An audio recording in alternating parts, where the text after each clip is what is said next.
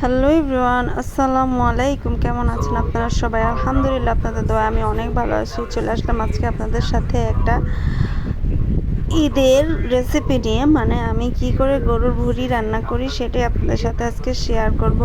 কোরবানি ঈদে গৃহিণীদের অনেক কাজ থাকে, কোনটা রেখে কোনটা করব একদমই ঠিক থাকে না।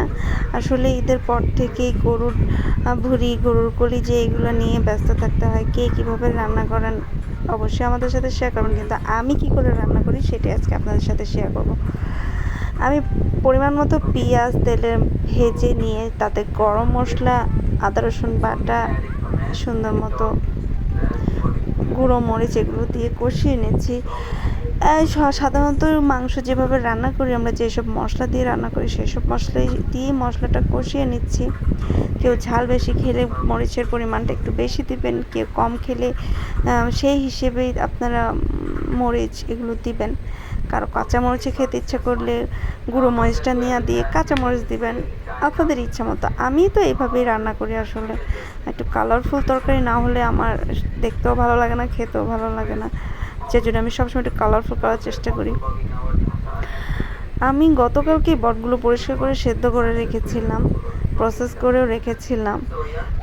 যতটুকু ছিল তার থেকে আজকে অর্ধেকটুকু নিয়ে রান্না করছি, আর অর্ধেকটুকু ফ্রিজে রেখে দিয়েছি। এই তো আমার ভুঁড়িটা কষানো হয়ে যাচ্ছে। আর আমি যেহেতু আলু লাভার, সব কিছুতে আমি আলু পছন্দ করি, সেক্ষেত্রে ভুঁড়িতেও আমি একটু আলু ছোট ছোট করে কেটে দিয়েছি। আমি একটু এমনিতে আমার ভুঁড়িটা তেমন একটা পছন্দ না, আলু দিলে একটু খাই, আর না হলে তো নাই। এই জন্য একটু আলুও দিয়েছি, আলু দিয়ে সুন্দর করে একটু কষিয়ে নিব।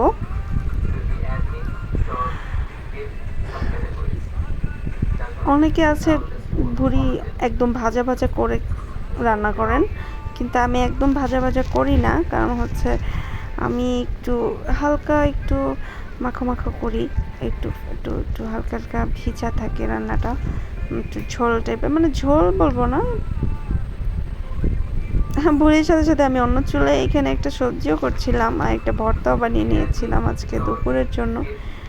তো আমি ভুঁড়িতে ঝোল দিয়ে দিলাম, পরিমাণ মতো পানি দিয়ে দিয়েছি। একটা মজার কথা বলি, আমি যখন আগে ঝোলকে পানি বলতাম, আমার শাশুড়ি মা আমাকে বকতেন যে বলতে হয় না, ঝোল বলতে হয়। পানি বললে নাকি তরকারির স্বাদ একদম নষ্ট হয়ে যায়, এই জন্য ঝোলই বললাম। আর এই যে আমার বট রান্নাটা মানে ভুঁড়ি রান্নাটা শেষ, কেমন হয়েছে অবশ্যই